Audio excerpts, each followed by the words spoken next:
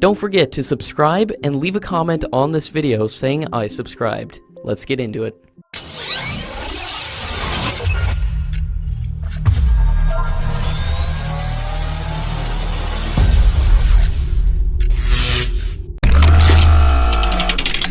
The Indian Defence Ministry is forming a committee to look into the high price demanded by Hindustan Aeronautics Limited for the Tejas Mark 1A fighter jet.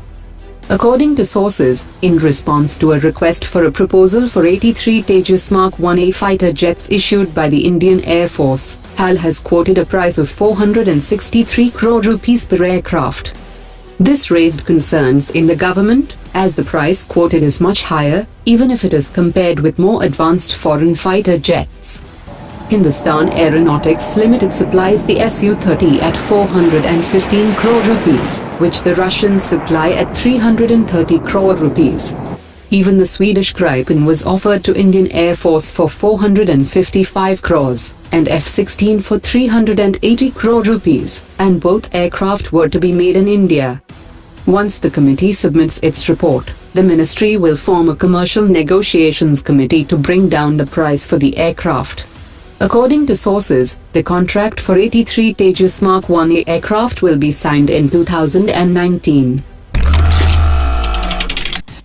The United States may try to persuade India to consider the THAAD system in place of the S-400 system of Russia.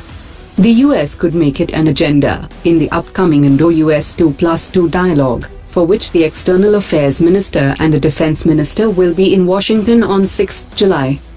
THAAD is specially designed to intercept ICBMs during the early phase of re-entry, and its radar can detect objects at 1,200 kilometers with 1 square meter radar cross-section. Meanwhile, India has said that its S-400 deal was already in the works before the US started debating the subject. Given India's strong defense partnership with Russia, the Secretary of Defense James Mattis has pitched for a waiver for India, on the condition that it progressively reduces its military dependency on Russia. In 2011, Bharat Dynamic Limited had signed a 14,000 crore rupees contract with the Indian Army for the production of the Akash system. Bharat Dynamic Limited expects an order worth about 14,000 crore rupees for the Akash-II system in the next couple of years from the central government. Chairman and Managing Director of Bharat Dynamic Limited has said that the current order of Akash system will be completed in the next 2 years. He also said that the new order will have some new development components like the seeker system, and it has to go through the development phase.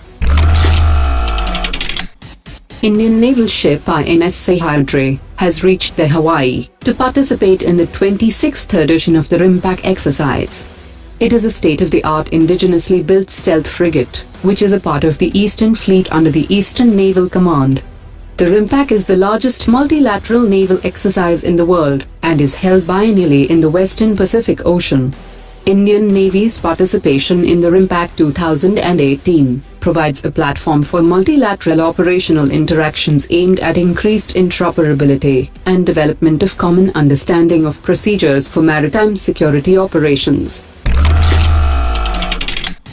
Appreciating India's effort to partner with the US on nuclear power, Energy Secretary Rick Perry has said that the US needs to take steps to have the latest technology and efficient methods to produce nuclear power, otherwise it will be conveyed to countries like India and Saudi Arabia that America is not committed to nuclear power.